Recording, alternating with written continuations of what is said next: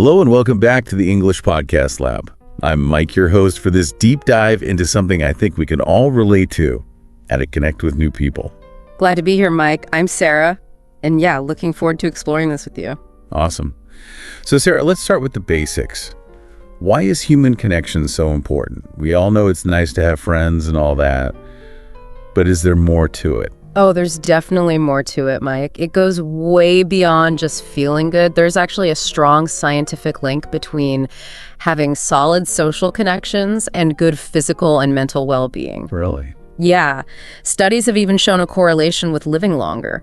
People who feel like they belong and have good connections tend to live healthier lives for longer. It's like having a built-in support system for when things get tough. So it's like connection is built into our DNA. But if it's so important, why is it so hard for so many of us? Is it just that modern life gets in the way? Well, modern life definitely plays a part. But it's not the whole story. There are all sorts of things that can make it harder to connect. And they're not always obvious. For instance, past trauma can make it hard to trust people. And then there's social anxiety, which can make social situations just feel impossible. Right. It makes sense that those things would make it hard to put yourself out there. And get this, even spending too much time on social media can make it harder to connect in person. Really? So all that time online could be making it tougher to connect face to face. That seems a bit backward. I know, right? But think about it. When we're constantly scrolling and comparing ourselves to other people online, it can make us feel more isolated and less confident about connecting with people in real life. That makes a lot of sense. It's like social media creates this fake sense of connection while actually making us feel more disconnected. So what if we're already feeling isolated and struggling to connect? Is there anything we can do? Or are we just stuck with awkward encounters and superficial relationships? Not at all. We're definitely not stuck. There are things we can do to break down those barriers no matter what's causing those feelings of disconnect. Okay, that's good to hear. So let's get into it. What are some practical things we can do to meet new people and start building those initial connections? One really effective strategy is to focus on starting conversations in a way that sparks genuine interest and encourages people to engage more deeply. Instead of the typical, "what do you do?" try something a bit more unique and thought-provoking, like, "what are you most passionate about these days?" Or, "if you could travel anywhere in the world, where would you go and why?" Those are good examples. Yeah. They really encourage the other person to share something meaningful about themselves. I can see how that would lead to a much more interesting conversation than just talking about work or the weather. Exactly. It's about going beyond the surface level and finding those shared passions and interests that can form the basis of a real connection. But even with a great conversation starter, taking that next step and actually inviting someone to do something can be scary. What if they say no? Any advice on handling that fear of rejection? That fear of rejection is totally normal. Most of us struggle with it. One way to approach it is to start with what we call micro commitments. Instead of jumping straight to inviting someone to a big event, suggest something casual and low pressure, like grabbing coffee or checking out a new bookstore together. So it's like testing the waters before jumping in head first. Exactly. And pay attention to their body language to see how interested they seem. If they seem hesitant or unsure, don't push it. Just keep the conversation light and focus on building rapport. That's great advice. I think a lot of us get so caught up in the fear of rejection that we forget to just relax and enjoy the interaction. It's easy to do, but remember, connection is about building relationships, and relationships take time. There's no need to rush it. So true. So let's say we've met some new people, had some good conversations, and we're feeling like those interactions have potential.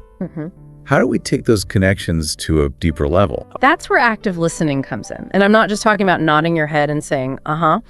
It's about really tuning in to what the other person is saying, asking clarifying questions, and showing genuine interest in their thoughts, feelings, and experiences. So it's about making the other person feel heard and understood.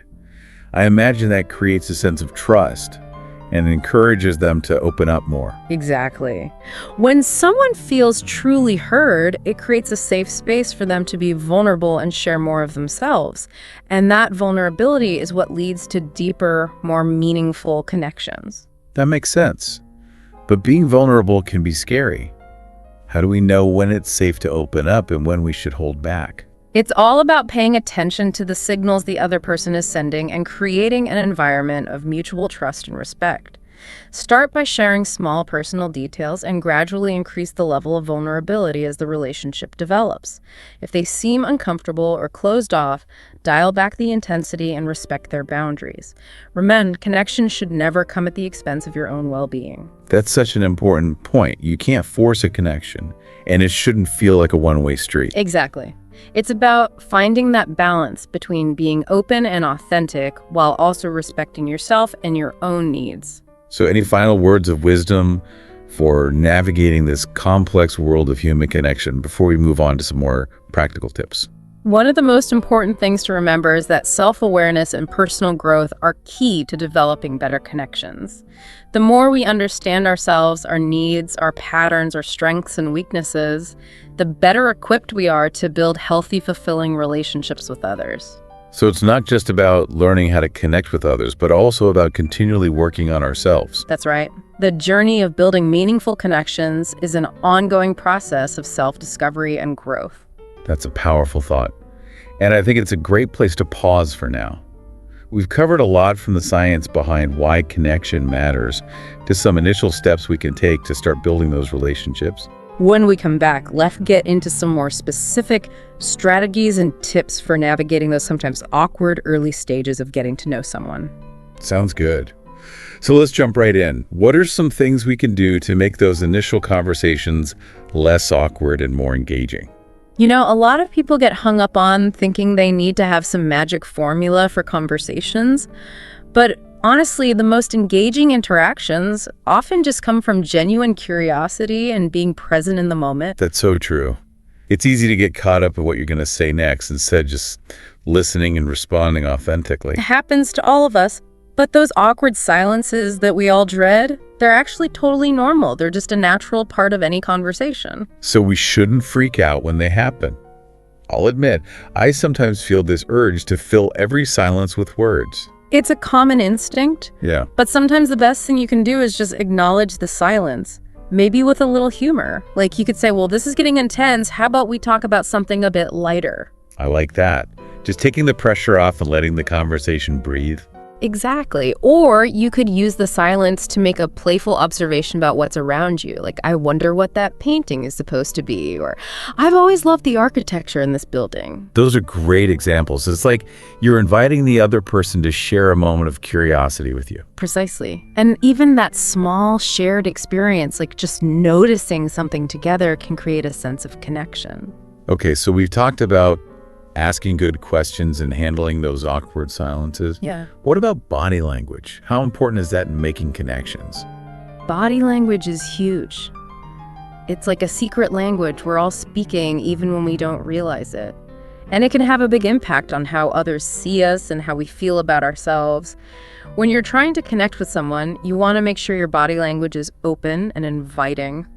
Things like making eye contact, smiling, uncrossing your arms can really make a difference. So even if you're saying all the right things, if your body language is saying, I'm uncomfortable, it's going to work against you. Absolutely. People are really good at picking up on those nonverbal cues. And if your words and your body language don't match, they're going to trust the nonverbal signals more. That makes sense. So if you tend to get nervous or self-conscious in social situations, any tips on how to project more confidence through your body language? There's a technique called power posing. You can try it before you go into a social situation. Stand tall, pull your shoulders back, lift your chin, put your hands on your hips. This kind of posture signals to your brain that you're confident and in control, which can help reduce anxiety. Power posing, I've heard of that. It's like faking it until you make it, but with your body. Exactly.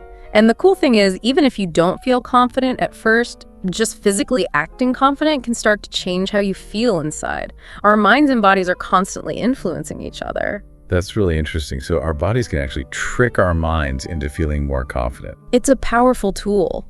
And it's not just about power posing. Simple things like making eye contact, smiling, genuinely turning your body towards the person you're talking to can all make you seem more approachable and engaged. Okay, so we've talked about meeting new people and making those initial connections. But what about keeping those connections going over time? How do we stop friendships from fizzling out? That's a great question, Mike. Consistency is key. Just like any other relationship, friendships need effort and attention.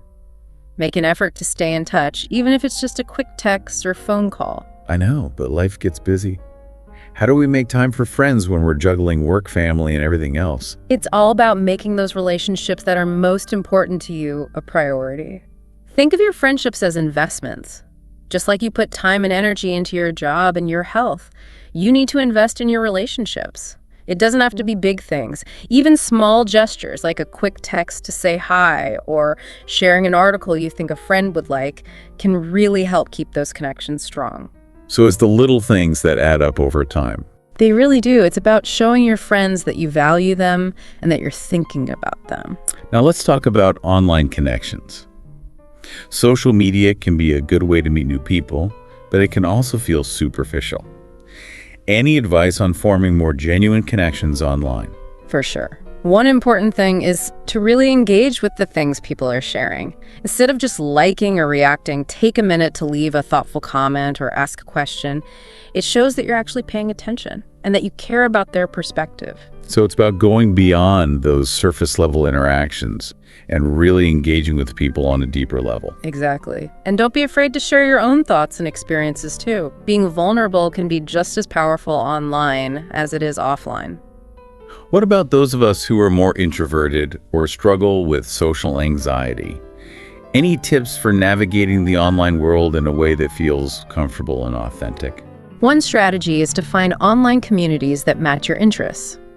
Whether it's a group for book lovers or a forum for talking about your favorite hobby, connecting with like-minded people online can feel less scary than trying to navigate those huge social media platforms. So finding your niche online can make it easier to connect with people who get you. Absolutely. When you're with people who understand and like the same things you do, it feels much safer to be yourself and let your guard down. That makes a lot of sense. Yeah. So we've covered a lot today, from the science of connection to practical tips for building relationships both online and in person. Any final thoughts? I think the biggest takeaway is that building those meaningful connections is a journey, not a destination. It's all about learning, growing, and putting yourself out there even when it feels uncomfortable. There will be times when things feel awkward or you get rejected, but the rewards of experiencing true connection are so worth it. That's a great way to put it, Sarah. I think that's a perfect note to end on. Building connections takes effort, but the rewards are life-changing. Yeah, through this whole deep dive, I've been thinking connection isn't just about like having tons of friends or being super popular. Yeah, I totally agree with that. It's about quality over quantity. Right. It's about having people in your life who really get you, who you can be yourself around. Yeah. You know, no judgment. Exactly. And those kinds of connections, Yeah. the ones that really matter, those don't just happen. It takes effort. Yeah. Definitely. And you have to be open and willing to be vulnerable. And you know what else I've realized? Even small acts of kindness can really make a difference. Oh, absolutely. Like a sincere compliment or just listening to someone. Or even just a smile. Those little things can really brighten someone's day. And you never know. That one small act could be what starts a really meaningful connection. It's a nice thought. We all have the power to create more connection, don't we? We do. So, Sarah, this has been a really insightful conversation. I feel like I have a whole new understanding of how to build relationships. It's been great talking with you, Mike. I hope everyone listening feels inspired to go out and build those meaningful connections. Me too. And remember, everyone, building connections takes effort, but it's so worth it. Couldn't agree more. And that wraps up our deep dive into how to connect with new people.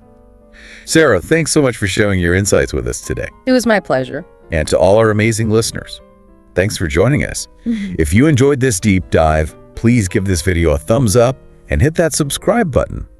And don't forget to share it with a friend who might need a little boost in the connection department. Spread the love. Until next time, keep exploring, keep connecting, and keep diving deep into the things that matter.